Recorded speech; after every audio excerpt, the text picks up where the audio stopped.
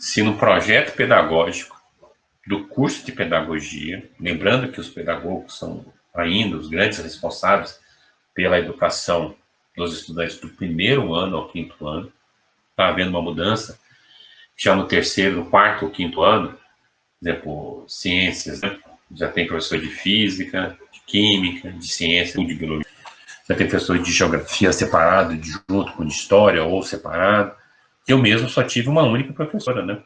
Que entendia matemática, português, física, ciências de um modo geral, geografia, tudo. Nesse projeto pedagógico aqui, que é da UFG, as palavras métodos científicos não aparecem nenhuma vez nesse projeto pedagógico. Os pedagogos só têm duas disciplinas relacionadas com ciências naturais: fundamentos, conteúdos e metodologia de ciências naturais. Olha só, emenda: subsídios teóricos para o conhecimento, entendimento do processo de construção do conhecimento científico e os paradigmas das ciências, contextualização do ensino de ciência, parará, estudo do corpo humano. Estudo do corpo humano. E uma outra disciplina, também de 64 horas, fundamentos, conteúdos, metodologia de ciências naturais 2. Pesquisa e projetos de trabalho, conceitos básicos e procedimentos metodológicos referentes aos conteúdos da ciência da natureza, botânica, zoologia, ecologia, educação ambiental e astronomia. Quase tudo, né?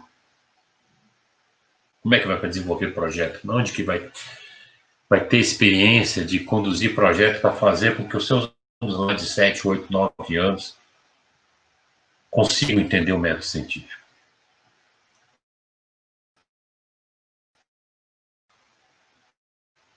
Aqui, os ciências biológicas, do ICB. São os professores do sexto ou nono ano, né? Fase fundamental 1, depois 2, fase fundamental 2 e depois do ensino médio. Só aparece uma única vez a palavra método científico numa disciplina que é optativa. A questão toda não é também quantas vezes que aparece a palavra método científico, as duas perguntas, né? O que está por detrás da construção,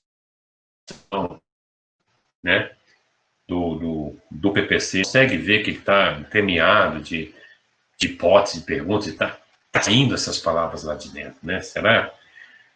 E aí é a mesma coisa, né? Temos duas disciplinas, essa aqui é uma disciplina geral, beleza, epistemologia da ciência, geralzona.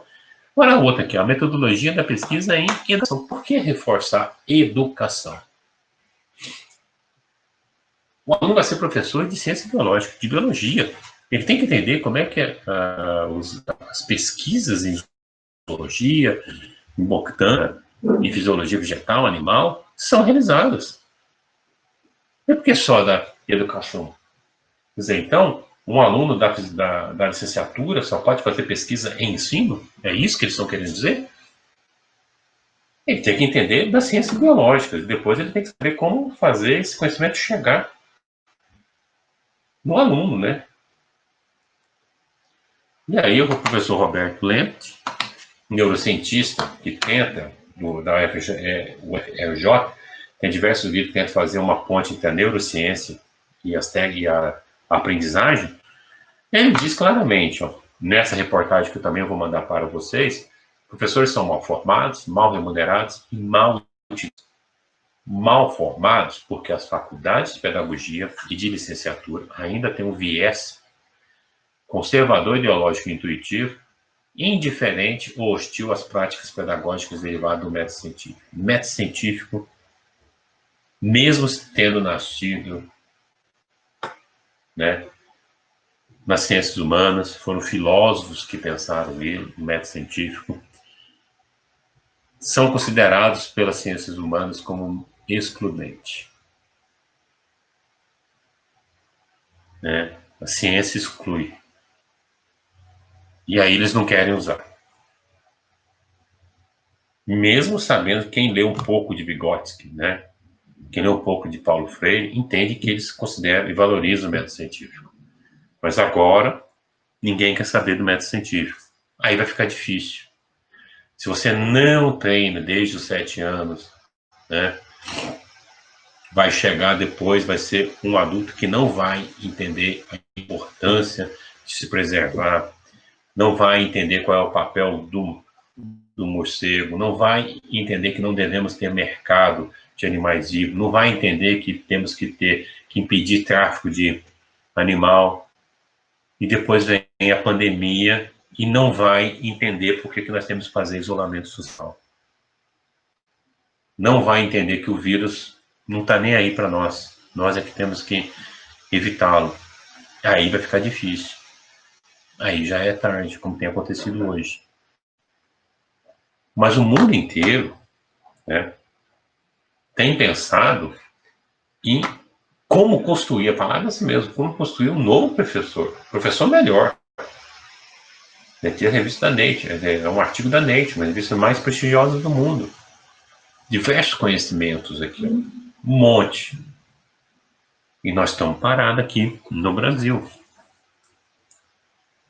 Mas a gente não pode ficar chorando, lamentando, né? Isso tudo que eu falei agora, por exemplo, nas últimas partes, é perspectiva curricular e formação de professor. Como eu disse, isso é mais demorado.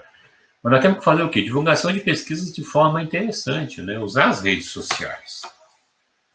Não pode simplesmente colocar um texto sem explicar.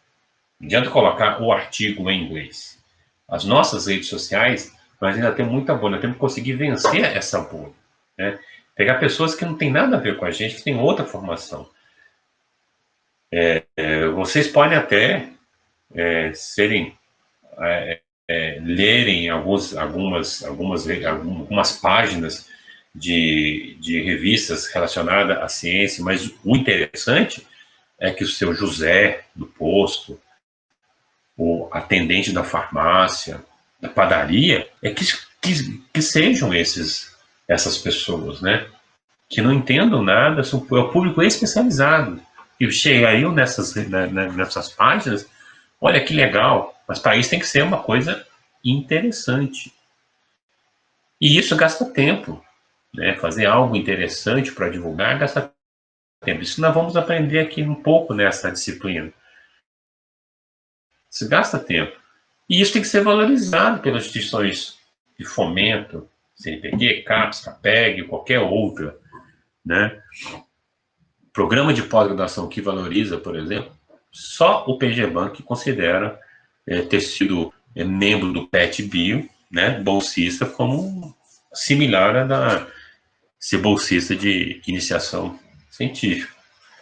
Nós temos que criar nossas redes sociais, né, deixá-las bastante atuantes, da rede social do PGBank, de qualquer outro programa de pós-graduação, etc. Então, para isso, nós temos aqui o Sapo Ciência, que existe tanto no Facebook, no Instagram e no Twitter. Não é fácil, né? Porque tem muita dificuldade para fazer, mas tem que alimentar. Então você pensa assim, tem 1.300, 1.400, né? Pessoas que seguem. Tá bom no Facebook, 1.400. Desses 500 são pessoas amigas do pessoal do Sapo Ciências. Quer dizer que tem 900 que não são. Se cada um pode, né, impactar mais 2 ou 3, sendo 3.000 pessoas, já é alguma coisa. Se tivermos várias, né, vão ter várias pessoas não especializadas que estarão sendo impactadas por informações científicas legais. Então, como eu disse aqui, também é uma das missões que nós vamos chegar aqui também, é fazer posts, né? Então, aqui estão sobre espécies invasoras, né? É fazer um post mesmo, né? Onde nós vamos aprender as técnicas, por exemplo, que nem todo mundo sabe escrever, mas tem métodos que auxiliam, estratégias e técnicas que escrevendo, faça isso, faça aquilo, torna o texto mais compreensível, né? Então, colocar os autores, né? Então, pequenas coisas assim, assim nesse contexto, uma equipe liderada pelo Dr. Lucas Forte, né? É interessante falar isso, porque, como a gente viu, 93% é incapaz de dar o nome de um cientista brasileiro importante. Temos que dar os nomes. O que eles pretenderam fazer, o que eles fizeram, quem financiou, né? Então, aqui, ó, o número de espécies de anúrios invasores tem aumentado aqui, ó, desde 1890, estamos chegando aqui a 2010 a 6 espécies. Isso que eu não sei que são só espécies que vêm de fora, mas também de uma região do Brasil que foi para outra região. Nós temos a questão aí, no final você vai terminar com uma conclusão, né? E tudo em português, tá? Tem que traduzir, não tem jeito, tá? E, se possível, né, você também faz um post final com a logo, com os laboratórios envolvidos aqui nesse laboratório de Herpetologia e Comportamento Animal, laboratório de Mutagênese, laboratório de Biologia Animal lá do Instituto Federal Goiano de Rio Verde, laboratório de Ecologia e Funcionamento de Comunidades aqui do Departamento de Ecologia, professor Fausto, professor Marcos Censaruso, colocar algumas frases de efeito forte e colocar assim, um lembrete, você aplicou isso em outubro rosa, então, beleza. É de prevenção de câncer de próstata? Coloca lá o câncer de próstata também, para você também fazer um trabalho social também de divulgação. E ainda podemos o que? Tentar ter apoio das instituições, né, da UFG, do ICB, do programa de pós-graduação, o que vão, né, vão colocar pessoas para fazer diagramação, ou no caso de PPG, exemplo, vão valorizar isso, porque você vai gastar tempo. Nós vamos fazer alegações de textos que você vai gastar umas 3, 4, 5 horas pensando, né? E você tem uma dissertação para fazer, você tem uma tese para fazer, né? Temos que melhorar sites, ajudar na diagramação, melhorar e pensando assim, formação dos docentes da educação básica. E para isso precisamos ouvir os docentes das áreas temáticas, né? Não só assim, o pessoal do ensino, mas tem que ouvir mais, colocar os dois grupos, né? De zoologia, botânica, fisiologia, imunologia, com os professores que vão da prática de ensino, né? Você tem que conversar mais. E cada um tem que ceder, porque se não ceder, nós não vamos melhorar.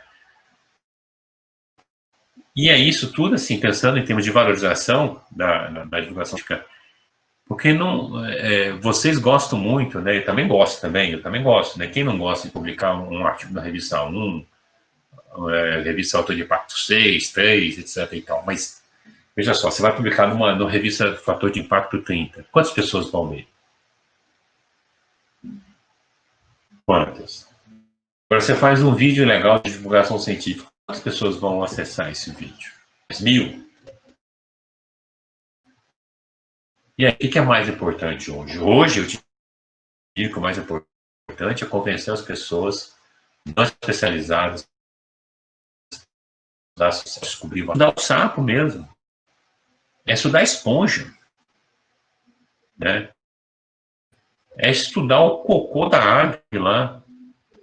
A vocalização do grilo. Né? O peixe também faz vocalização. É estudar isso. E para que isso? Não tem que ter um para quê. Né? Ciência, sim, é curiosidade. Tem que estudar morcego.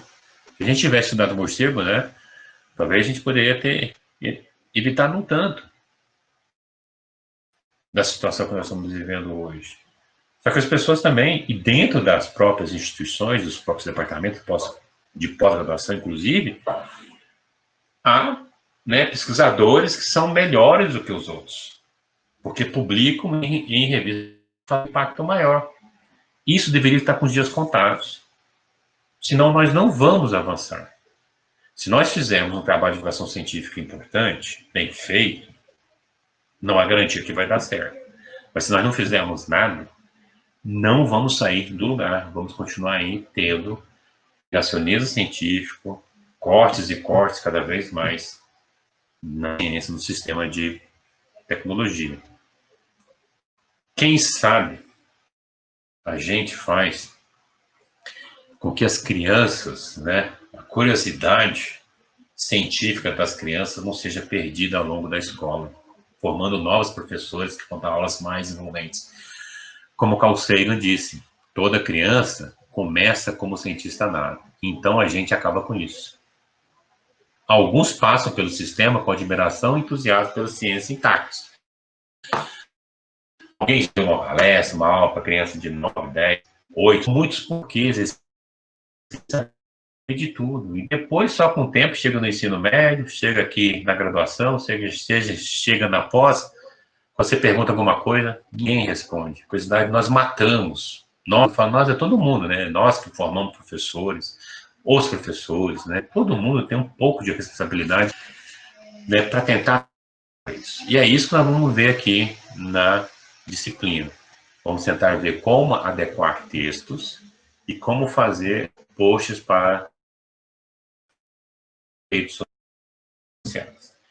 Nós vamos ver, espero que vocês gostem e vamos ter alguns encontros, né, na próxima quinta-feira, né, no dia 25. Eu aguardo vocês. Tá? Obrigado, meu e-mail está aí nessa aula e tudo bem. Um abração. Tchau.